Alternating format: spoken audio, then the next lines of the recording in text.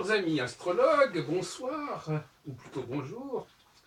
Nous sommes le vendredi 19 août 2016. Il est 1h moins le quart du matin. Je vais vous parler de la problématique de la prévision, qui est indissociable de la problématique tout simplement sociale.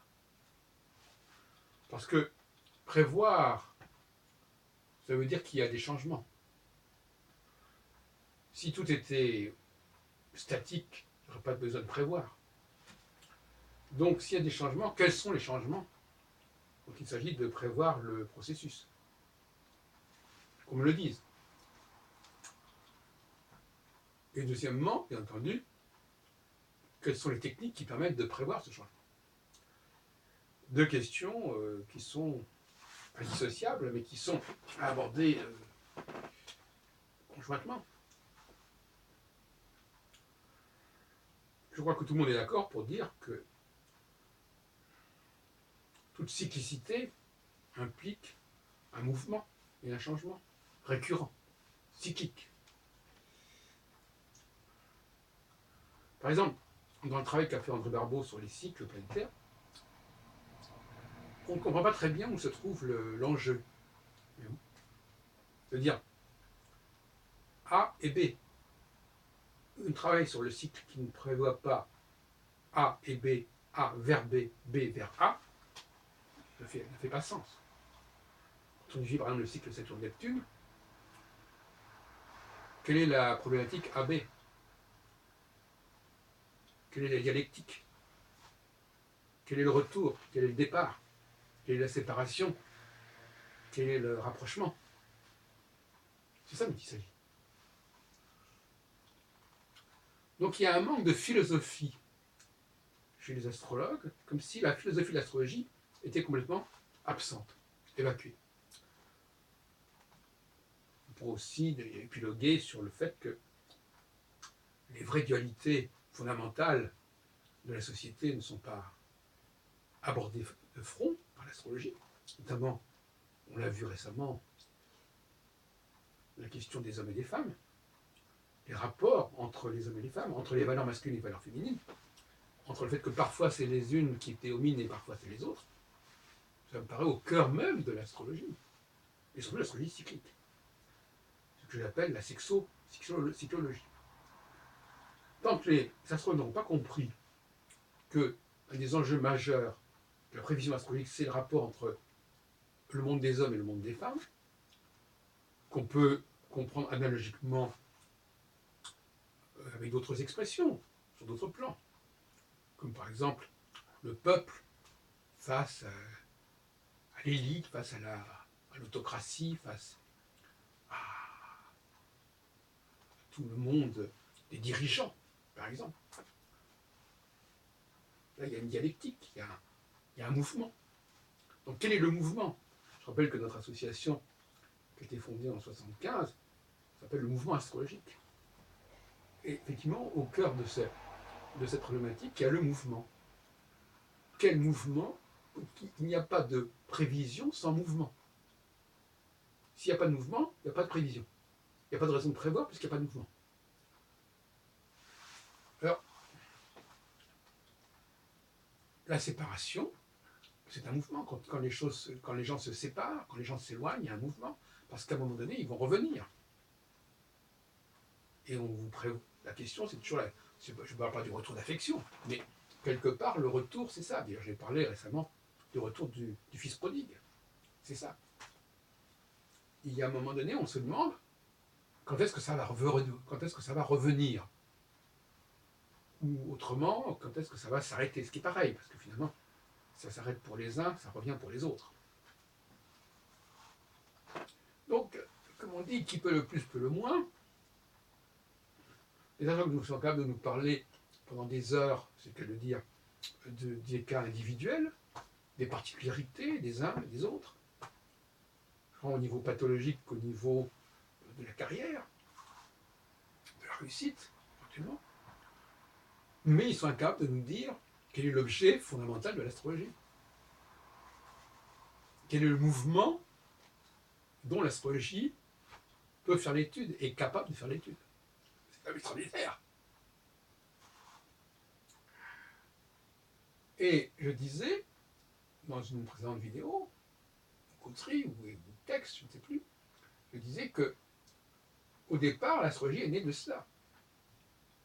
Quel est le mouvement organisationnel? C'est-à-dire, parce que finalement, l'ordre des choses, c'est aussi un mouvement. Alors, les élections, c'est un mouvement. Il y a un moment, il faut quitter le pouvoir, et puis revenir au pouvoir, par exemple.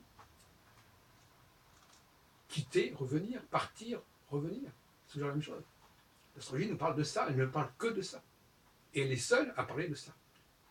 Alors, s'occuper d'autres activités qui sont communes à d'autres professions, c'est pas tellement intéressant.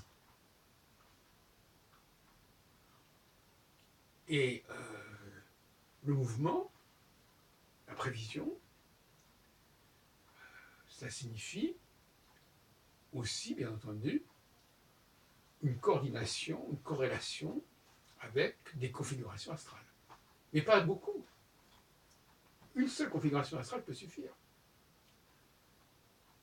Qui soit mise en parallèle avec un phénomène social. Un phénomène social, c'est un phénomène qui a un mouvement, qui est doté d'un mouvement. Donc la grande question qui se pose, que nous posons à cette prochaine rentrée 2016-2017, qui va peut-être faire l'objet de colloques, comme on l'a fait l'année dernière, c'est quel est l'objet de l'astrologie? Quel est le mouvement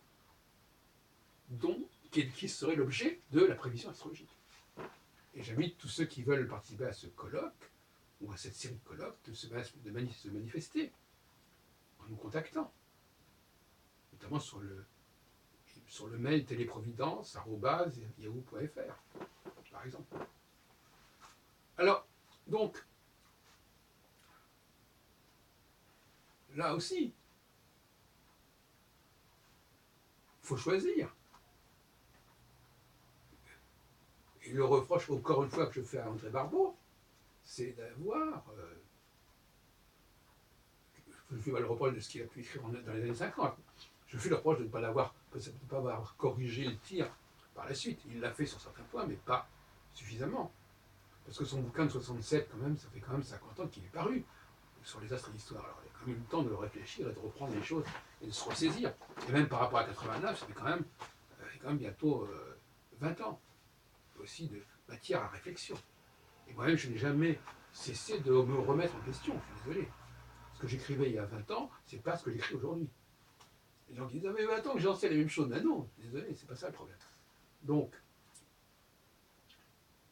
j'ai dit qu'il faut être dans le visuel. L'astrologie doit nous parler de mouvement, mais un mouvement qu'on peut voir, un mouvement que tout sociologue ou tout ethnologue peut voir au sein d'une société. Ce n'est pas des choses individuelles, particulières, spécifiques, c'est un phénomène collectif. L'astrologie ne peut pas se couper des problématiques collectives. C'est absolument, ça serait suicidaire. Sa théorie du mouvement, alors, d'autant plus que quand on est dans le collectif entraîne les problématiques individuelles. On l'a vu par exemple pour la Shoah, ça a été un drame collectif, mais ça a également été un drame individuel, c'est évident. On ne peut pas séparer les deux problématiques, l'individuel et le collectif, c'est indissolublement lié. Nous sommes tous conditionnés et engagés par nos appartenances objectives, même pas celles que nous voulons, mais aussi celles qui nous sont infligées et imposées par la réalité de notre visage, de notre âge, de notre apparence, etc., de notre milieu. Croire qu'on peut sortir et échapper à cette appartenance collective, que chacun d'entre eux, à quel groupe nous appartenons. En fin de compte, l'astrologue devrait toujours demander, ou se demander, à quel groupe cette personne appartient. Parce que c'est le destin de ce groupe qui aura des implications sur le destin de cette personne. Et si elle appartient à plusieurs groupes, eh bien elle sera conditionnée par le destin de plusieurs groupes. À partir de là, c'est le destin des groupes qui pourraient éventuellement avoir affaire avec l'astrologie. Mais ce n'est pas le destin d'une personne individuelle. Le destin d'une personne individuelle, c'est quelque chose qui sera en ricochet, qui sera en répercussion, qui sera un side effect. Et effectivement, l'astrologie nous parle d'abord des implications au niveau des groupes. Pourquoi? Parce que chaque groupe obéit aux mêmes lois. Mais dans un groupe donné. C'est-à-dire que les problèmes posés par un groupe seront les mêmes dans un autre groupe. Si ce n'est que ce ne sont pas les mêmes personnes qui seront concernées. Et ça n'a pas la même histoire, et ça n'a pas forcément les mêmes enjeux exactement, mais la question de séparation et de rapprochement sera une loi qui sera valable pour tous les groupes. Donc maintenant, terminons avec cette affaire des configurations. Quelle configuration? Ça, c'est aussi également un sujet que je vous propose une fois de plus de mettre sur le tapis pour l'année 2016-2017. Quelle configuration majeure mettra-t-on en corrélation avec tel phénomène social, politique, historique majeur? Et là, il faut aussi être simple. Barbot nous a montré le chemin, il nous a montré qu'il y avait des cycles simples, il a essayé d'élaborer un modèle universel qui englobait dans une sorte de graphique synthétique 5 planètes, de Jupiter à Pluton. C'est une voie. Épistémologiquement, c'est intéressant. Maintenant, là, les solutions qu'il a trouvées ne sont pas forcément évidentes, parce qu'il a complètement oublié la question des étoiles fixes, qui est un grand tort. Et justement, à ce propos, les étoiles fixes ont un avantage majeur, en dehors du fait qu'elles soient visibles et qu'elles aient toujours été depuis des milliers d'années, alors que les nouvelles planètes, évidemment, elles étaient invisibles, et surtout parce qu'elles ne bougent pas.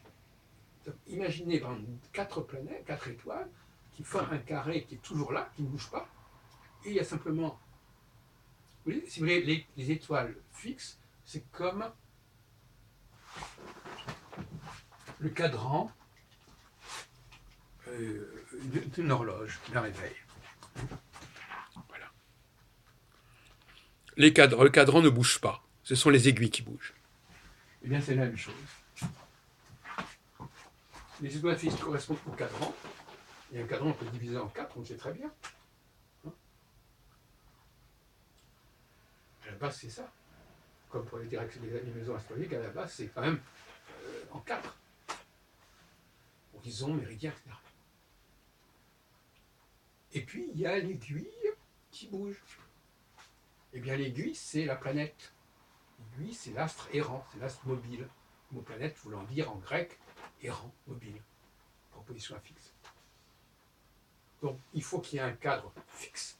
Le cadran, ce sont les étoiles fixes, ne bougent pas.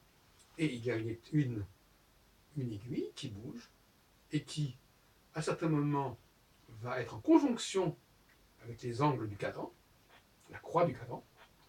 Je me rappelle que mon cadran vient du mot 4.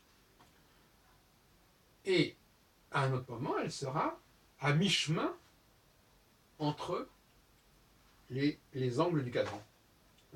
Par exemple, si on prend 12 heures, 3 heures, 6 heures et 9 heures, eh bien, à mi-chemin, on aura ce que j'appelle une élongation maximale.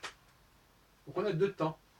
Le temps de la conjonction avec les 4 angles, on n'a qu'à prendre les maisons pour simplifier. Conjonction, mais c'est simplement analogique, conjonction de la planète avec l'ascendant, le milieu du ciel, le descendant et le fond du ciel. Ça, ce sont les conjonctions. Et puis, entre ces 4 points, on divise en 2, ce qui nous fait une division en 8. Et vous savez que je suis partisan avec Guinard de l'idée que les maisons doivent être divisées en 8, et non pas en 12. Et pour moi, le zodiaque aussi doit être divisé en 8 et pas en 12 d'ailleurs, pour d'autres raisons. Et bien, à mi-chemin, par exemple, entre midi et 3 heures d'après-midi, mais entre 12 heures et 15 heures, vous avez 13h30. Et entre 15h et 18h, vous avez 16h30. Et entre 18h et 21h, vous avez 19h30. Voilà. C'est tout, pas compliqué. Et ça, qu'est-ce qui vous le dit? C'est la planète qu'on vous fait bouger. Quelle est la planète? Vous pouvez vous amuser avec la Lune. La Lune, quel est l'intérêt d'utiliser la Lune? Parce que la Lune, elle avance très très lentement. Très rapidement, je veux dire. Des anciens ont préféré s'intéresser à Saturne. Saturne met quand même 28 ans, à peu près, pour faire le tour du système. 28 ans, ça fait quand même, ça laisse le temps de vivre, c'est pas 28 jours. On y gagne au change. Entre une civilisation qui fonctionne sur la Lune et une civilisation qui fonctionne sur Saturne, il n'y a pas photo. Et même sur le Soleil. Donc les luminaires, ils sont exclus. Mercure et Vénus sont exclus aussi parce qu'ils sont beaucoup trop rapides.